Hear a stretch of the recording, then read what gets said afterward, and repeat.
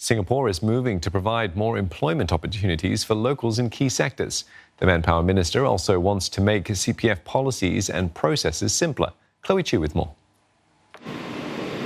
Manufacturing, financial services and logistics.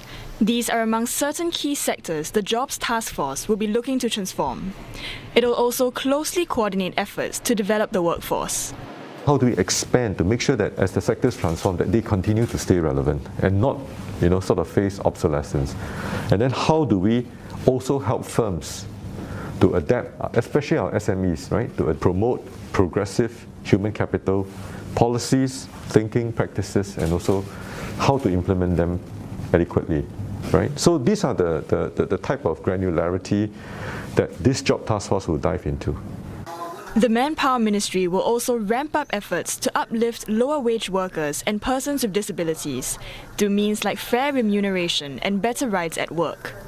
Mature workers who were harder hit by COVID-19 are set to get better career support too.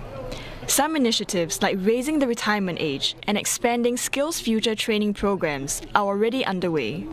Dr. Tan also says he will simplify the CPF process for all. And this includes making it easier for people to top up their retirement nest and receive payouts during retirement.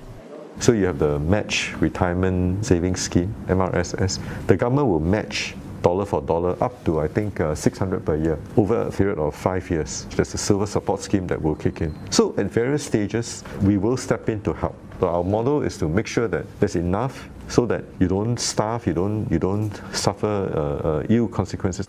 Migrant workers who have been stuck in the dorms for more than a year haven't been forgotten.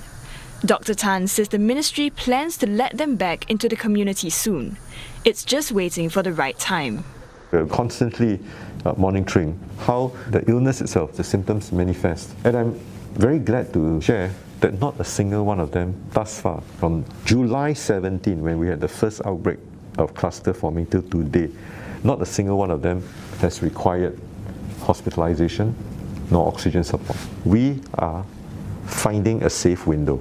We have also worked out a whole series of measures because the moment you open up, you cannot throttle back and say that. Dr. Tan will host a series of dialogues later this year. The talks aim to reach out to young and old job seekers, among others, to find out what more can be done to meet the concerns and needs of workers and businesses.